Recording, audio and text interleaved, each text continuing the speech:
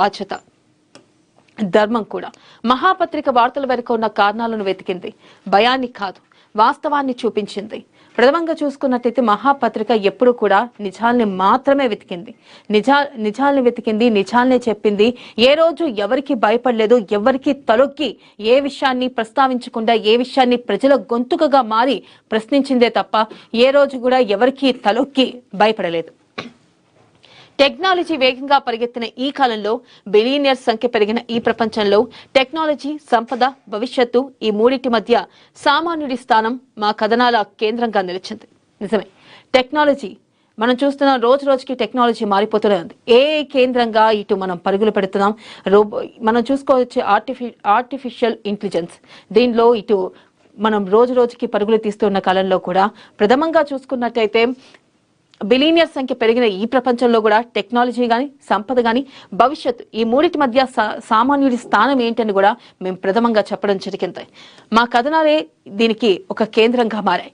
ఇక దేశ సరిహద్దుల్లో యుద్ధ మేఘాలు గర్జించిన వేళ భారత్ పాక్ మధ్య ఉద్రిక్తత భయంగా మారబోయిన క్షణాల్లో భయాన్ని పంచలేదు, వాస్తవాన్ని పంచారు. నిజమే, దేశ సరిహద్దుల్లో ఏదైతే జరిగిన దాడి ఉందో, పహల్గాం దాడి తర్వాత చూసుకోవచ్చు, పహల్గాం టూరిస్ట్ ఆ ప్లేస్ విజిట్ చేద్దామని చెప్పి అనేక మంది అనేక ప్రాంతాల నుంచి వచ్చారు. ఈ నేపథ్యంలో టూరిస్టులు దాడి చేసిన నేపథ్యంలో మన భారత్ పై పాక్ విరుచుకుపడిన నేపథ్యంలో మనం ఎదురుండి మాట్లాడినాం. ఏ రోజు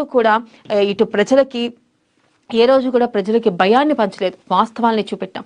ఇటు పాకిస్తాన్ మీడియా కూడా మనపై తప్పుడు ప్రచారాలు చేస్తున్నా కానీ ఇటు మనం చూసుకున్నట్టయితే ఖచ్చితంగా వాస్తవాల్ని చెప్పి వాస్తవాల్ని ప్రచారం చేసి వాస్తవాల్ని ప్రజలకి చేరువయ్యేలా చేశాం.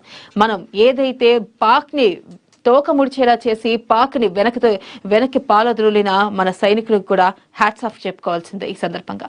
నెక్స్ట్ కనుక చూసుకున్నట్టయితే అక్షరం ఆయుధం కాదు కానీ అది మేల్కొలుపు, సత్యం అరవదు కానీ అది కాలాన్ని లెక్కిస్తుంది. నిజమే, అక్షరం ఆయుధం. ప్రథమంగా చూసుకున్నట్టయితే అక్షరం ఆయుధం కాదు కానీ అది నిజంగా ఒక మేల్కొలుపు. ప్రతి అక్షరంలో, మేము రాసే ప్రతి అక్షరంలో కూడా ఒక మేల్కొలుపు ఉంటుంది. ఏదైతే మనం నిజాన్ని నిర్భయంగా చెప్పే పత్రిక ఏదైనా ఉందంటే అది మహాపత్రికే. మీరు చూసుకున్నట్టయితే గనక ఎన్నో పత్రికలు వస్తూ ఉండొచ్చు, ఒక పార్టీకి కొమ్ము కాస్తూ ఉండొచ్చు, కానీ మేము అలా కాదు. ప్రతిరోజు కూడా నిజాన్ని నిర్భయంగా చెప్పడం, నిజాన్ని ప్రజలకి చేరువేయడంలో మా పాత్ర వంతు మేము పోషిస్తున్నాం. అలాగే నెక్స్ట్ కనుక చూసుకున్నట్టయితే తెలంగాణ రాజకీయాల్లో మార్పులపై ఊహలు కాదు విశ్లేషణ అందించాం. నిజమే, తెలంగాణ రాజకీయాలపై ఎప్పుడు మేము ఊహలు ఇవ్వలేదు, విశ్లేషణ స్పష్టంగా ప్రజలకు అర్థమయ్యే విధంగా విశ్లేషణ ఇచ్చాం. 2000 జూబ్లీహిల్స్ ఎన్నికల శబ్దం నుంచి గ్రామ పంచాయతీ మౌన నిర్ణయాల వరకు ప్రజల స్వరమే మా దిక్సూచి. జూబ్లీహిల్స్ ఎన్నికల శబ్దం నుంచి కూడా ఏదైతే గ్రామ పంచాయతీ మౌన నిర్ణయాల వరకు ప్రజల స్వరమే మా దిక్సూచి. బీఆర్ఎస్ లో కల్లోలం, కవిత సస్పెన్షన్ వంటి ఘటనలో మేము సంచలనాలు వెతకలేదు, సంచలనాల వెనక దాగిన నిజాన్ని చూసాం. ప్రథమంగా చూసుకున్నట్టయితే బీఆర్ఎస్ లో ఏదైతే ఇటు కవిత రాజీనామే కానీ లేకపోతే కవిత బయటకు వచ్చి బీఆర్ఎస్ పై చేసిన వ్యాఖ్యలు కానీ మేము ఎప్పుడు కూడా బ్రేకింగ్ న్యూస్ల కోసం వెతకలేదు, దాంట్లో ఉన్న నిజాల్ని బయటికి తీయడానికి ప్రయత్నం చేశాం.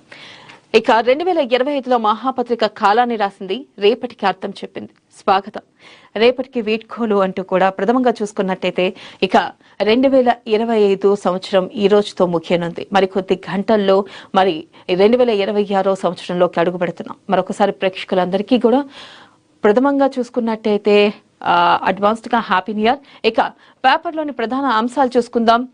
రాష్ట్రంలో తగ్గిన నేరాలు, పెరిగిన నమ్మక ద్రోహం కేసులు, లొంగిపోయిన 509 మంది మావోయిస్టులు, 14,000 ఉద్యోగాలకు త్వరలోనే లైన్ క్లియర్, వార్షిక నేర సమీక్షలో డీజీపీ శివధర్ రెడ్డి. ప్రథమంగా చూసుకున్నట్టయితే 2025 సంవత్సరంలో నేరాలు తగ్గాయంటూ కూడా ఇటు డీజీపీ శివధర్ రెడ్డి చెప్పడం జరిగింది. పెరిగిన నమ్మక ద్రోహం కేసులు, లొంగిపోయిన 509 మంది మావోయిస్టులు. మనం చూసుకోవచ్చు ఈ సంవత్సరంలో దాదాపు 509 మంది మావోయిస్టులు లొంగిపోయారు. ఈ నేపథ్యంలో 14,000 ఉద్యోగాలకు కూడా త్వరలోనే లైన్ క్లియర్ కాబోతున్నాయి.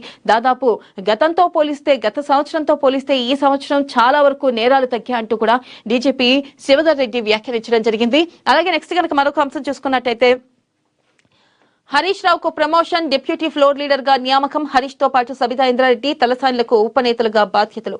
మండలి ఉపనేతలుగా ఎల్ రమణ, పోచంపల్లి శ్రీనివాసరెడ్డి ప్రకటించిన కేసీఆర్. ప్రథమంగా చూసుకున్నట్టయితే హరీష్ రావుకు ప్రమోషన్ దక్కింది.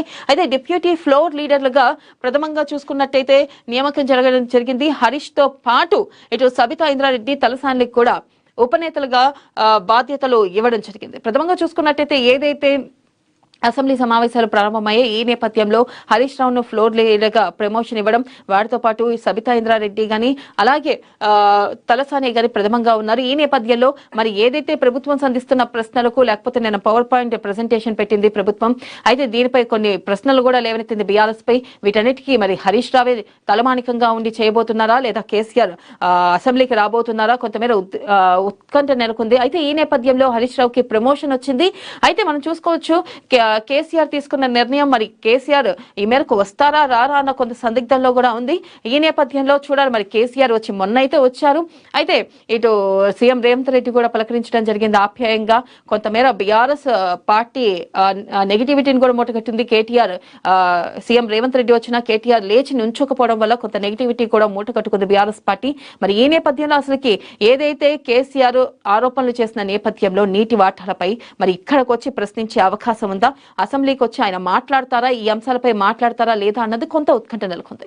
నెక్స్ట్ మరొక అంశం కనుక చూసుకున్నట్లయితే ప్రణాళికబద్ధంగా హైదరాబాద్ అభివృద్ధి, చెత్త గుంతలపై ప్రత్యేకంగా శ్రద్ధ తీసుకోవాలి. జోనల్ కమిషన్లకు పునర్వ్యవస్థీకరణ లక్ష్యాలు వివరించిన సీఎం రేవంత్ రెడ్డి.